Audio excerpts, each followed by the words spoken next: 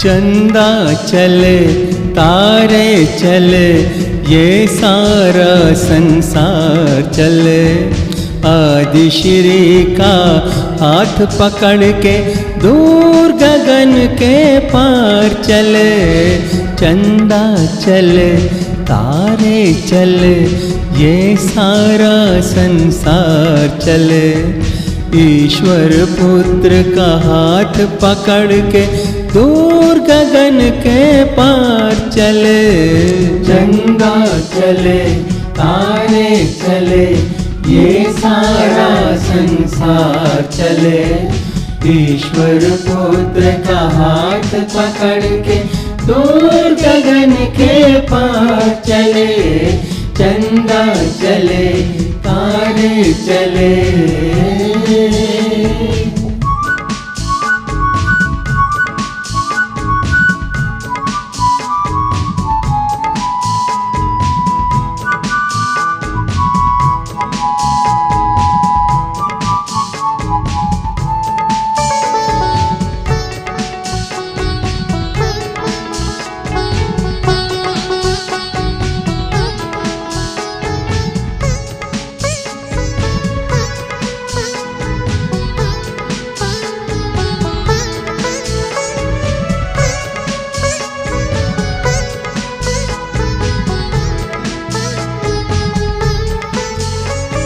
साधारण इंसान नहीं है ये कोई अवतार है।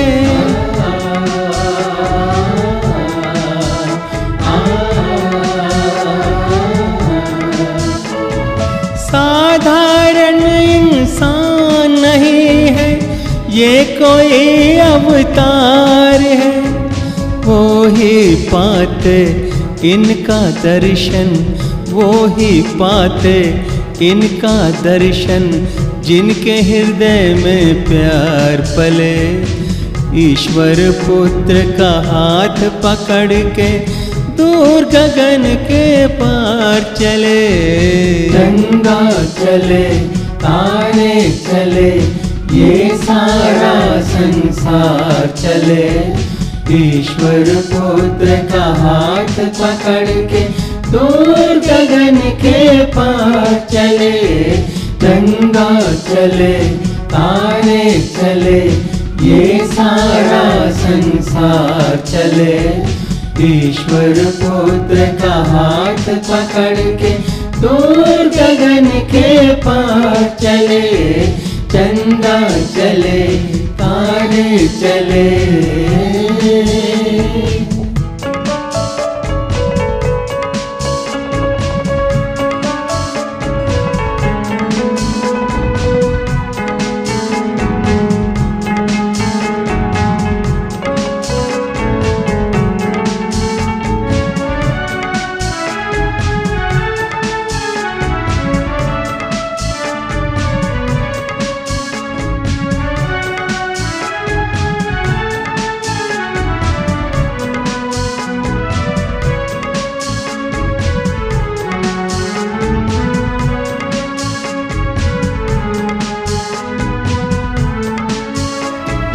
अभय धाम के दर्शन पाकर मनवाणी शीतल हो जाते।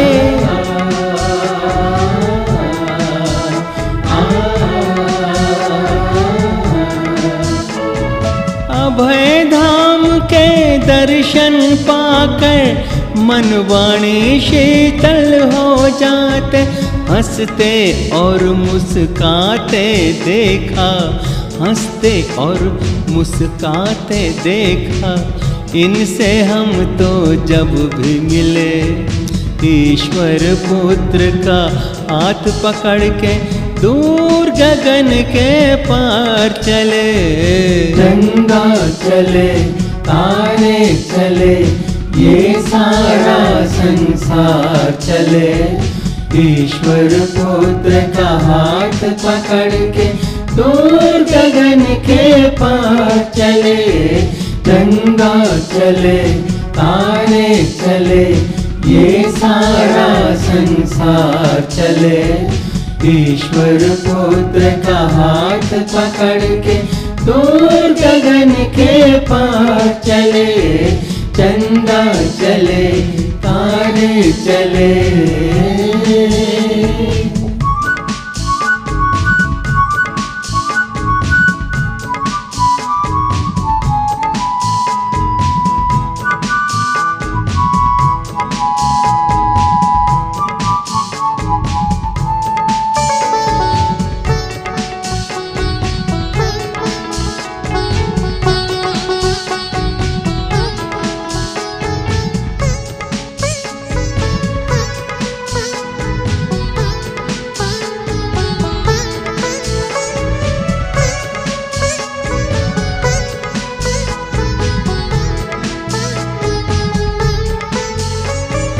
बाइबल वेद कुरान सुनाते, ब्रह्म ज्ञान का पाठ पढ़ाते।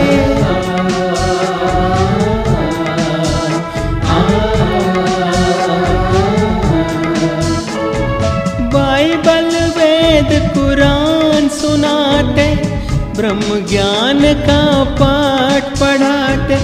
दूर हो सारे दुख अंधियारे, दूर हो सारे दुख अंधियारे, ज्ञान का जब दीप जले। ईश्वर पुत्र का हाथ पकड़ के दूर गगन के पार चले, गंगा चले तारे चले, ये सारा संसार चले। ईश्वर पुत्र का हाथ पकड़ के दूर गगन के पार चले, गंगा चले तारे चले, ये सारा संसार चले। ईश्वर पुत्र का हाथ पकड़ के दूर गगन के पार चले, चंदा चले तारे चले।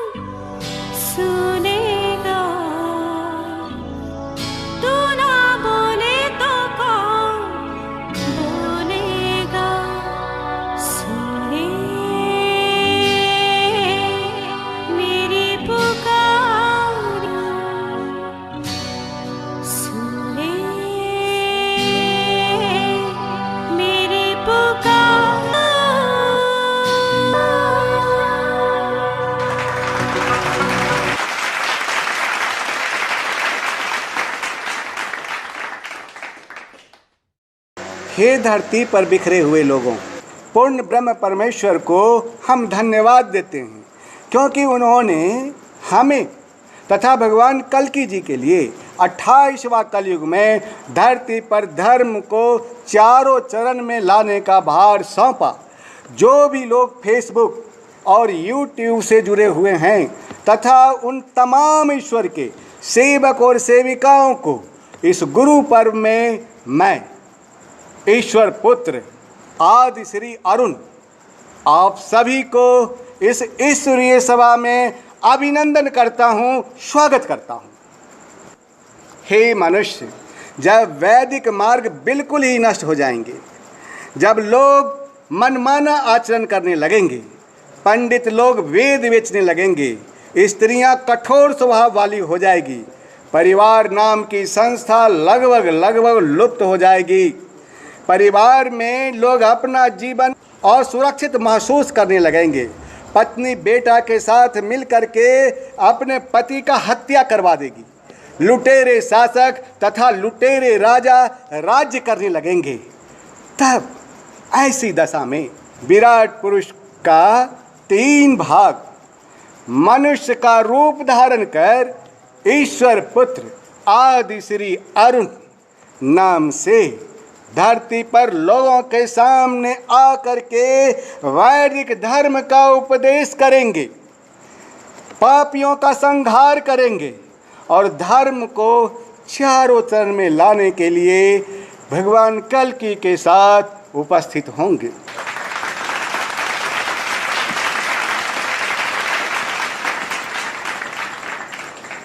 जब आप इब्रानियों चैप्टर को पढ़ेंगे तब आपको मालूम होगा कि मूसा और ईश्वर पुत्र में बहुत सारी समानताएं थी। जैसे मूसा इजरायलियों और ईश्वर के बीच मध्यस्थता करने वाला व्यक्ति था, ठीक वैसे ही धर्मशास्त्र तीमुथियुस अध्याय 2 का श्लोक 5 से 6 में यह कहा गया है कि ईश्वर पुत्र आज आपके लिए मध्यस्थता करने वाले व्यक्ति हैं। तो अब प्रश्न यह उठता है कि जिस ज्ञान से लोगों को जीवन मिल सकता है, जो ज्ञान लोगों को युवा अवस्था में वापस लौटा सकता है, जो ज्ञान लोगों के सबसे बड़े दुश्मन मृत्यु को नष्ट कर सकता है, जो ज्ञान लोगों का उद्धार करा सकता है, क्या वो ज्ञान आपको चाहिए? यदि आपको वो ज्ञान चाहिए तो आपको एयर प्यूरिफायर में बैठकर ईश्वर पुत्र आदि श्री के निर्देश में आपको साधना करनी पड़ेगी। साधना तथास्तु, अर्थात ऐसा ही हो। भगवान कल्कि का अवतार इस धरती पर 2 मई 1985 को हुआ और मेरा जन्म गोधूली बेला में हुआ और लोगों के सम्मुख 1 जनवरी 1961 को जन्म लेने की बात कही गई। मैं बिहार के सिंगिया घाट गांव में पैदा हुआ। दिल्ली में आकर 1989 में ईश्वर के मिनिस्ट्री को अपने कंधे पर उठाया और ईश्वर की योजनाओं को लोगों के सामने रखने के लिए गांव-गांव घूमा। परंतु अब मेरा पहले जैसा घूमने का समय खत्म हो गया है। अब मैं भगवान कल्कि जी के साथ घोड़े के ऊपर बैठकर उस बड़े दिन में आप लोगों को लेने आऊँगा, जिसके लिए आप सभी बरसों से इंतजार कर रहे हैं। पहले मैं आपको उद्धार देने आया था, अब मैं आपको प्रतिफल देने के लिए आऊँगा। मैं लोगों के बीच विराट पुरुष का 23वां महाअवतार के रूप में जाना जाऊँगा। मेरे पहले रूप में आपको उद्धार देना था और मेरे दूसरे रूप में आपको इनाम और प्रतिफल देना है। First coming is to give the gift but the second coming is to give the award. अब प्रश्न यह उठता है कि प्रतिफल में आपको क्या मिलेगा? इनाम में तो मैं आपको सभी पापों से क्षमा दिया, पवित्र आत्मा का वरदान दिया, 9 वरदान दिया, 5 प्रकार की सेवा दी। इन सब के द्वारा आपको बहुत आराम मिला, तन में, मन में, धन में, व्यापार में ईश्वर पुत्र ने आपको हर चीज में आराम दिया, परंतु दूसरी बार जो ईश्वर पुत्र का आगमन रौद्र रूप में हुआ है, इस आगमन में मैं आपको वह सब चीज नहीं दूंगा, वरन जो कुछ भी मैंने आपको दिया है और अगर उन सब को आपने थामे रखा है तो मैं आपको प्रतिफल दूंगा। अभी फसल काटने का वक्त आ गया है। गुरु पर्व के अवसर पर मैं आपको याद दिला रहा हूं या धर्मशास्त्र प्रकाशित वाक्य अध्याय 14 का श्लोक 14 और 15 यह कहता है कि मैंने दृष्टि की और देखो एक उजला बादल है और उस बादल पर मनुष्य के पुत्र सरीखा कोई बैठा है, जिसके सिर पर सोने का मुकुट और हाथ में चोखा हसुआ है। फिर एक और स्वर्गदूत ने मंदिर में से निकलकर उससे जो बादल पर बैठा था बड़े शब्द से पुकार कर कहा कि अपना हसुआ लगाकर लावनी कर, क्योंकि लवने का समय आ पहुंचा है, इसलिए कि पृथ्वी की खेती पक चुकी है। ईश्वर पुत्र आदि श्री अरुण अनुग्रह के समय में सिंहासन पर बैठने के समय खुश नहीं है, इसीलिए उसने इस संसार को अपनी महिमा की वापसी लौटा लेने के कारण आज कहीं न कहीं संपूर्ण पृथ्वी के ऊपर दानवीय तांडव धूम मचा रहा है। ऐसे काल में अब दया दिखाने का वक्त खत्म हो गया, वरन आपने जो कुछ भी बोया है उसको काटने का वक्त आ गया है, जिसको कहते हैं प्रतिफल।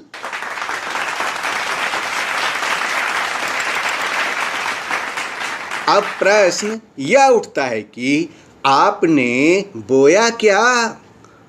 आपको याद होगा कि जब मैं लोगों के बीच ईश्वर की योजनाओं को लोगों के सामने रखने के लिए गांव-गांव में घूम रहा था, तो मैंने आप लोगों से एक बात कही थी। धर्मशास्त्र मत्ती अध्याय 14 में वर्णित जिस आशीष और जिस छुटकारे की बात कही थी वह खत्म हो गया।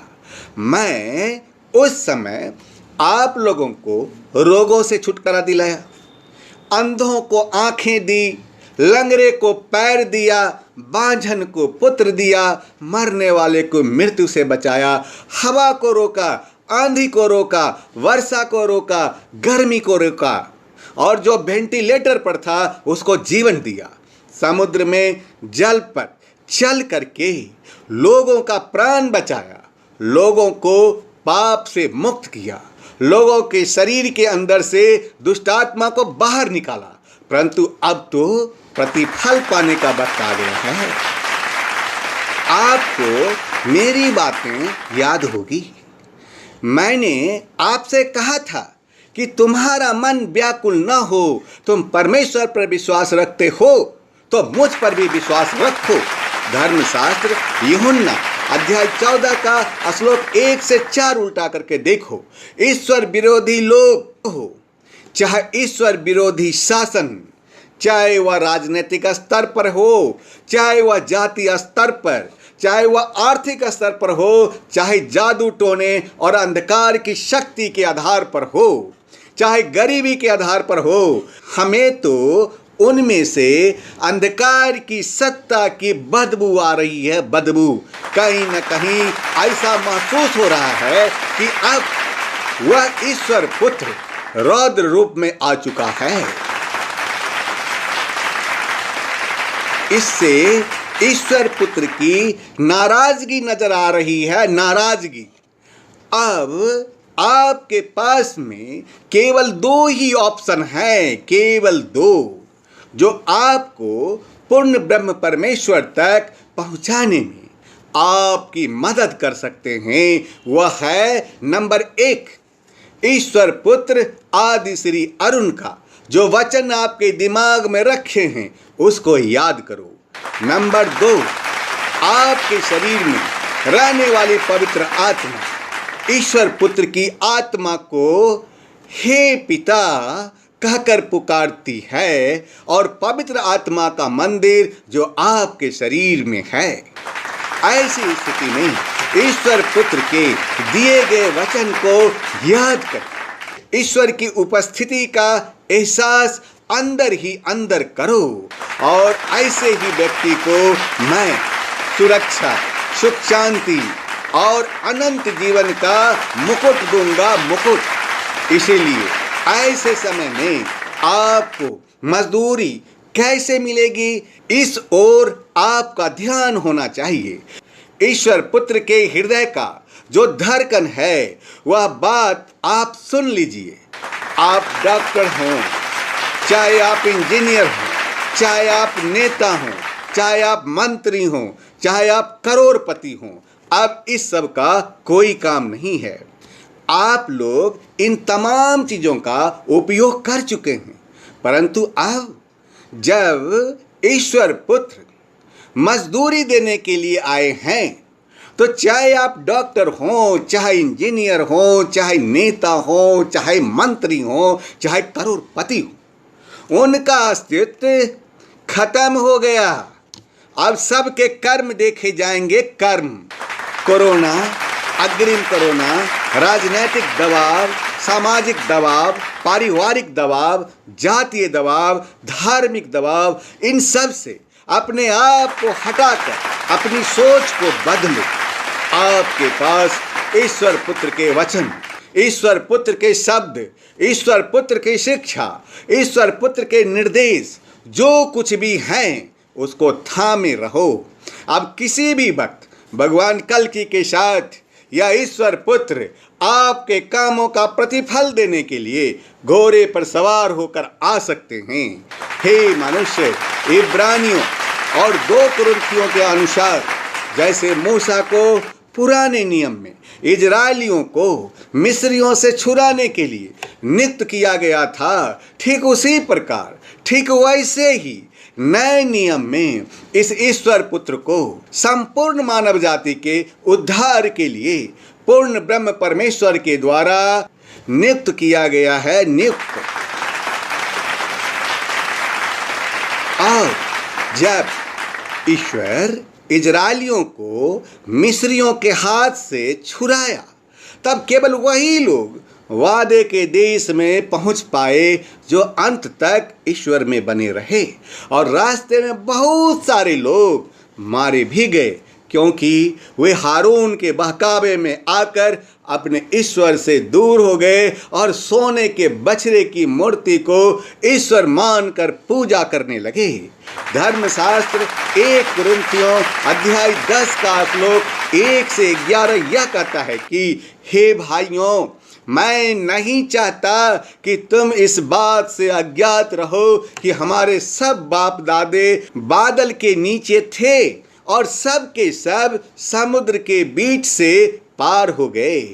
अब सब ने बादल में और समुद्र में मूसा से दीक्षा लिया और सब ने एक ही आध्यात्मिक भोजन किया और सब ने एक ही आत्मिक जल पिया, क्योंकि वे उस आत्मिक चट्टान से पीते थे जो उनके साथ साथ चलती थी, और वह चट्टान था ईश्वर। परंतु परमेश्वर उनमें के बहुत से लोगों से प्रसन्न नहीं हुआ, इसीलिए वे जंगल में ढेर हो गए। वे जंगल में ढेर हो गए अर्थात मर गए। ये बातें हमारे लिए दृष्टांत ठहरी कि जैसे उन्होंने लालच किया वैसे आप बुरी वस्तुओं का लालच ना करें और न आप मूर्ति पूजने वाले बनो, जैसा कि उन दिनों में कितने लोग मूर्ति पूजक बन गए थे।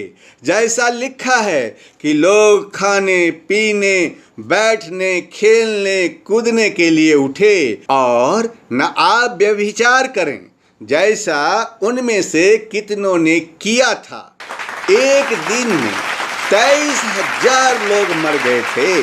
क्या आपको मालूम है?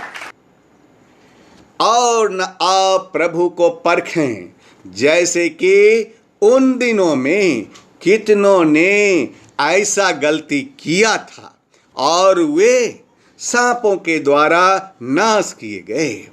और न तुम कुरकुराओ, जिस रीति से उनमें से कितने कुरकुराए थे और नाश करने वाले के द्वारा नाश किए गए। परंतु ये सब बातें जो उन पर पड़ी, दृष्टांत की रीति पर भी, और वे आपकी चेतावनी के लिए जो जगत के अंतिम समय में रहते हैं लिखी गई है। हे मनुष्य, पुराने नियम में मूसा के जीवन की घटना को जानिए और नए नियम में ईश्वर पुत्र के जीवन की घटना को जानिए। हे मनुष्य, पुराने नियम में मूसा के जीवन की घटना है और नए नियम में ईश्वर पुत्र के जीवन की घटना है। हे मनुष्य, पुराने नियम में जैसे इजरायलियों को वादे के देश तक पहुंचाने के लिए एक बड़ी दुख से भरा और लंबी यात्रा करनी पड़ी थी, ठीक वैसे ही आज भी ईश्वर में विश्वास रखने वाले लोगों को अपने लक्ष्य तक पहुंचने के लिए एक बहुत बड़ी दुख से भरा और लंबी यात्रा करनी पड़ेगी। जब आप इब्रानियों चैप्टर को पढ़ेंगे तब आपको मालूम होगा कि मूसा और ईश्वर पुत्र में बहुत सारी समानताएं दर्शाई गई है। जैसा मूसा इजरायलियों और ईश्वर के बीच मध्यस्थता करने वाला व्यक्ति था, ठीक वैसे ही 1 तीमुथियुस अध्याय 2 का श्लोक 5 से 6 यह कहता है कि ईश्वर पुत्र आज आपके लिए मध्यस्थता करने वाले व्यक्ति हैं, वो आपके मीडिएटर हैं। हे मनुष्य, इजरायलियों को रहने के लिए एक टेम्पररी जगह मिली थी, लेकिन आज जो ईश्वर पुत्र पर विश्वास रखेंगे उनको या ईश्वर पुत्र जीवन का मुकुट देंगे। हे मनुष्य, जब आपका उद्धारकर्ता भगवान कल्कि जी के साथ आप लोगों के सामने आएगा तो उस समय यह पूरी पृथ्वी हिल जाएगी। जो व्यक्ति ईश्वर की आज्ञा में ईश्वर के मार्ग पर चला करते थे, ईश्वर उनको इनाम से नवा देंगे, और जो ईश्वर के विरुद्ध चलेंगे वे दंड के भागी होंगे। जिस प्रकार मूसा सीनै पर्वत से इजरायलियों के लिए 10 आज्ञाएं लेकर वापस आया था, ठीक उसी प्रकार यह ईश्वर पुत्र अरुण रौद्र रूप में आया और आपके लिए प्रतिफल लेकर आया है। धर्मशास्त्र निर्गमन यह कहता है कि जब मूसा ईश्वर से मिला और ईश्वर से बातें की तो नीचे खड़े हुए लोग कुरकुराने लगे कि मूसा 40 दिन से वापस नहीं आ रहा है, क्या वह हमें यहाँ मरने के लिए ले आया है? ठीक वैसे ही आज भी संसार के लोग कहते हैं कि ऐ ईश्वर पुत्र अरुण, तुम्हारा कल्कि कहाँ है? तुम्हारा कल्कि कभी भी वापस नहीं आएगा। कहाँ है तुम्हारा दिव्यास्त्र? उसे निकालो। इजरायलियों के जैसा आज के लोग भी कुरकुरा रहे हैं, जैसे मूसा के समय लोग कुरकुराए थे। धर्मशास्त्र यह कहता है कि जब मूसा को आने में देर हो गया तो बहुत से लोग पीछे हट गए थे। वे लोग हारून के बहकावे में आकर ईश्वर को छोड़ दिए और हारून ने सोना का बछड़ा बनाया और उनसे कहा कि यही है तुम्हारा ईश्वर। हारून के बहकावे में आकर ही लोग ईश्वर को छोड़कर सोने के बछड़े को ईश्वर मानकर पूजने लगे थे। 40 दिन के बाद जब मूसा वापस आया तो उसने देखा कि लोग मूर्ति पूजक हो गए हैं, लोग मूर्ति की आराधना करने लग गए हैं। जिन लोगों ने ईश्वर को छोड़ दिया था वे सब के सब उसी समय नाश हो गए, उसी समय मर गए। आज भी जो व्यक्ति भगवान कल्कि को छोड़ दिए हैं और ईश्वर पुत्र के ऊपर से विश्वास को हटा लिए हैं और जो मूर्ति पूजक हो गए हैं और जो मूर्ति की पूजा करने लगे हैं, वे सभी उसी इजरायलियों की तरह नष्ट हो जाएंगे, मर जाएंगे। धर्मशास्त्र लूका अध्याय 24 का 44 यह कहता है कि ये बातें वे हैं जो मैंने तुमसे कही थी जब मैं तुम्हारे साथ था। वह हर बात जो मूसा की व्यवस्था में नबियों अथवा भविष्यवक्ताओं तथा भजनों की पुस्तक में लिखा है वह सब पूरी होनी ही है। ठीक उसी तरह नए नियम और धर्म ग्रंथों में जो बातें भगवान कल की और ईश्वर पुत्र के बारे में लिखी गई है वह सब बातें अवश्य ही पूरी होगी। ईश्वर महान है, इसीलिए ईश्वर ने आप लोगों को एक अवसर दिया है कि ईश्वर पुत्र का आप कहना माने और एक बार फिर ईश्वर की ओर आप अपना मन को फिराने के लिए सोच लें। अंत के समय में ईश्वर पुत्र का वचन सुनकर आप एक नए तरीके से आध्यात्मिक जीवन को तैयार कर सकते हैं। ईश्वर पुत्र के वचन को फैलने से कोई नहीं रोक सकता और इसको फैलने से ना कोई महामारी ही रोक सकती है। इस समय की क्या मांग है, आप इसको जानें और ईश्वर पुत्र के वचन को सुनकर आप अपने जीवन को नए तरीके से तैयार करें। हे मनुष्य, आप भ्रम में ना पड़ जाएं। इसीलिए मैं आपके सामने गवाही देता हूं कि आप माने या ना माने, क्योंकि भगवान कल्कि जी का अवतार तो 2 मई 1985 को ही हो चुका था, परंतु उन्हें छिपकर देव योजना पूरी करनी थी, इसीलिए वे सबके सामने नहीं आए। दुष्ट लोगों ने इसका फायदा जमकर उठाया और भोले भाले लोगों को गुमराह कर दिया। अब मनुष्य के सामने कल्कि जी के प्रकटीकरण का समय बहुत निकट आता चला जा रहा है, बहुत निकट आता चला जा रहा है। आप विश्वास करेंगे तो भी भगवान कल्कि के साथ 23वां महाअवतार आदि श्री अरुण का आना होगा, और आप विश्वास नहीं करेंगे तो भी भगवान कल्कि के साथ 23वां महाअवतार आदि श्री का आना होगा। ईश्वर का सबसे बड़ी प्रतिज्ञा यह है कि लोगों के सामने भगवान कल्कि के साथ 23वां महाअवतार आदि श्री अचानक प्रकट होंगे। हे मनुष्य, आज जो आपके समय में हो रहा है बिल्कुल वैसा का ही वैसा शमूएल के भी जमाने में हो रहा था। इतिहास खुद को दोहरा रहा है। वह बालक शमूएल एली के अधीन ईश्वर की सेवा करता रहा। उन दिनों में ईश्वर का ज्ञान दुर्लभ था। उन दिनों ईश्वर प्रायः बहुत ही कम लोगों से मिला करते थे, बातें करते थे, अर्थात वे लोगों से सीधे बात नहीं करते थे। बहुत कम ही दर्शन हुआ करता था। और उस समय ऐसा एली की दृष्टि थी, इतनी कमजोर थी कि वह लगभग अंधा था। एक रात वह बिस्तर पर सोया हुआ था। शमूएल ईश्वर के पवित्र आराधनालय में बिस्तर पर उस स्थान पर सो रहा था जहां उस पवित्र आराधनालय में ईश्वर का पवित्र संदूक था। ईश्वर का दीपक बुझा नहीं था, बल्कि वह दीपक अब भी जल रहा था। धर्मशास्त्र शमूएल अध्याय 3 का श्लोक 1 से 3 उल्टा करके देखो। शमूएल के समय में शमूएल जिस समय परमेश्वर के तंबू में परमेश्वर की सेवा किया करता था, उस समय परमेश्वर का वचन लोगों को दुर्लभ हो गया था, दुर्लभ, तथा ईश्वर का दर्शन बहुत ही कम लोगों को मिलता था। यानी कि मूसा की जो व्यवस्था थी वह इजरायलियों के पास तो थी। मूसा की जो व्यवस्था थी वे सिखाने वाले लोग इजरायलियों के पास थे, ज्ञानी पुरुष इजरायलियों के पास थे, लेकिन इतना सब कुछ हो जाने के बावजूद भी ईश्वर का जो वचन था इजरायलियों के लिए दुर्लभ हो गया था। क्यों?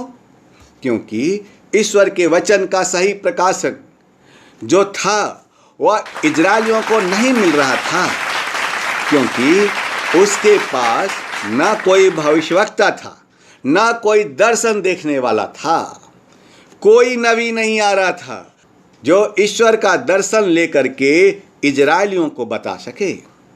ईश्वर का वचन जो मूसा की व्यवस्था के रूप में था वह इजरायलियों के पास था, और वे वचन जिसके लिए परमेश्वर ने कहा था कि ये वचन इजरायलियों के लिए 1000 पीढ़ियों के लिए ठहराया गया है, वो वचन इजरायलियों के पास था।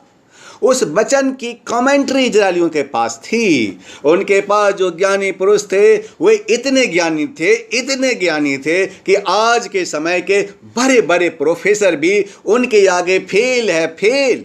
लेकिन उसके बावजूद भी इजरायलियों के लिए ईश्वर का ज्ञान दुर्लभ हो गया।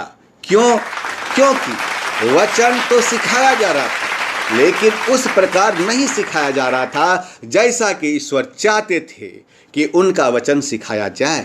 यही कारण है कि इजरायली लोग ईश्वर से बहुत दूर होते चले गए। उनके पास ईश्वर का वचन रहने के बावजूद भी ईश्वर से दूर क्यों होते गए? क्या अब भी आपको समझ में आया या नहीं आया?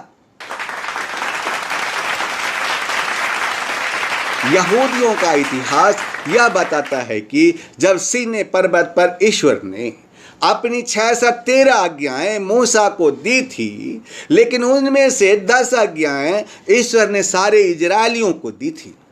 यानी कि ईश्वर ने 603 आज्ञाएं सिर्फ मूसा को दी थी, लेकिन 10 आज्ञाएं ईश्वर ने सारे इजरायलियों को दी थी। जब 10 आज्ञाएं ईश्वर ने दी थी, उस वक्त सीनै पर्वत से ईश्वर ने कहा था, तू मुझे छोड़कर तुम किसी दूसरे ईश्वर की उपासना नहीं करोगे। उस वक्त सीनै पर्वत से आग की लपटें निकली थी और 35 लाख इजरायली रेगिस्तान के अंदर खड़े थे, और उस आग की लपट जो सीनै पर्वत से निकली थी वह 35 लाख टुकड़े में बट गई थी, और सारे इजरायलियों के सामने 35 लाख लपट अलग अलग इजरायलियों के सामने आकर के एक एक इजरायलियों से पूछ रही थी कि क्या तुम इस आज्ञा को मानोगे या नहीं मानोगे।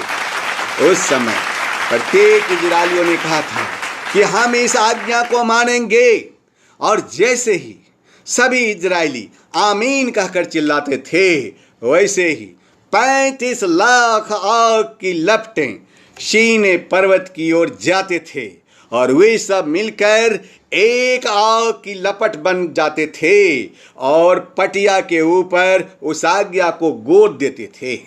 यही कारण है कि इब्रानी अध्याय 12 का श्लोक 21 में मूसा कहता है कि वह दर्शन इतना डरावनी था कि मैं डरता और कांपता हूँ। यही कारण है कि इजरायली मूसा के पास गए और कहे कि 10 वचनों से ज़्यादा हम नहीं सुन सकते हैं, तू ही जाकर ईश्वर से बात कर। इस प्रकार इजरायलियों ने जो ज्ञान ईश्वर से प्राप्त की थी वह ज्ञान उसके पास थी। फिर भी यह कहा जाता है कि इजरायलियों को ईश्वर का ज्ञान दुर्लभ हो गया था। ठीक उसी तरह वैसा का वैसा ही दृश्य आप लोगों के सामने आज भी बन चुका है। आप लोगों के सामने आज भी बन चुका है। आज भी ईश्वर के बारे में बताने वाले बहुत से लोग हैं, लेकिन जिस प्रकार ईश्वर चाहते हैं उस प्रकार लोग नहीं सिखा रहे हैं। इसलिए आज भी लोगों के पास ईश्वर का ज्ञान नहीं है, अर्थात ईश्वर का ज्ञान लोगों के लिए दुर्लभ हो गया है। दुर्लभ। आज लोगों के पास ईश्वर का वचन है, लोग सत्संग में ईश्वर का वचन सिखा रहे हैं, यूट्यूब पर ईश्वर का वचन सिखा रहे हैं, टीवी पर ईश्वर का वचन सिखा रहे हैं, फेसबुक पर ईश्वर का वचन सिखा रहे हैं। आज हर गली में, हर नुक्कड़ पर लोग गुरु बनकर बैठे हैं, परंतु आज लोगों के पास वे वचन जो लोगों को उद्धार करा दे, लोगों को मृत्यु से बचा ले, लोगों के लिए दुर्लभ हो गया है। दुर्लभ।